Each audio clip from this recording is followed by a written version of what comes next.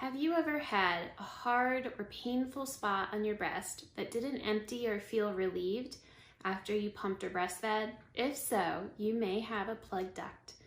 Plugged ducts are usually a combination of milk fat that has clumped together combined with swelling and inflammation that start to trap that area within your breast.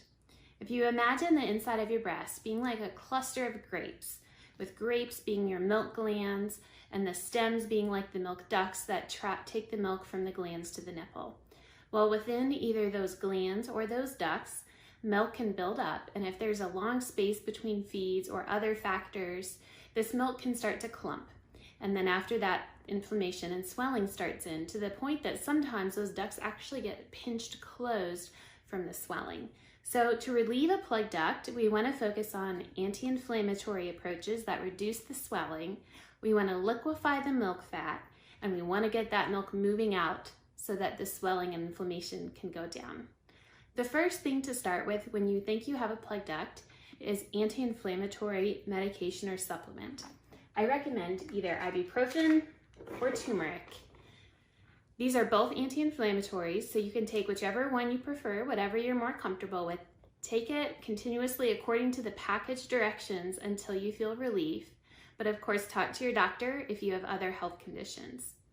These will reduce the inflammation and the swelling. Second, get some sunflower lecithin. You can find this online or at almost any health food store or vitamin shop.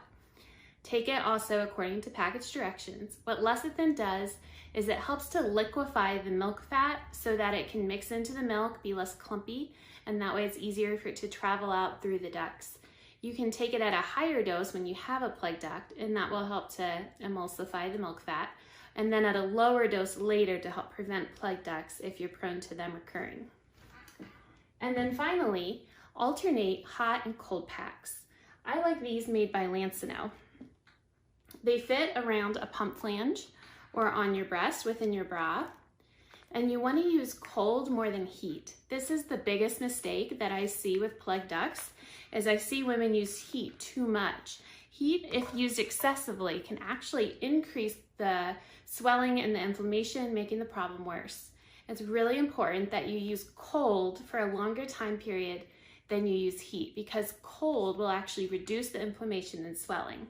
So what I recommend is sometime in between the times that you're pumping and feeding to lay on your back for about 30 minutes with a cold pack around your breast like this, especially on the area, whichever area feels hard or lumpy or painful.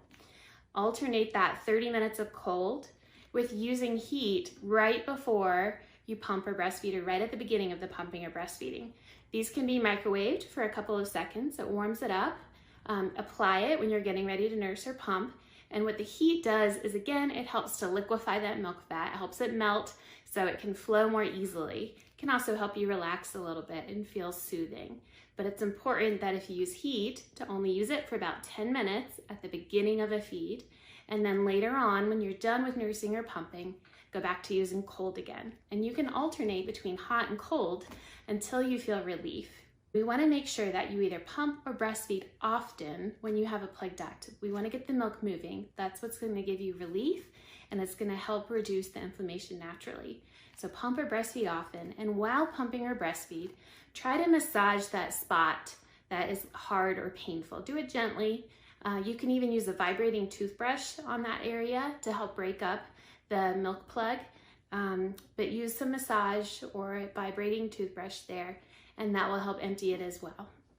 And finally, if you don't get relief quickly, or if your symptoms are worsening, then you need to consider the possibility of mastitis. We'll make a video about that next.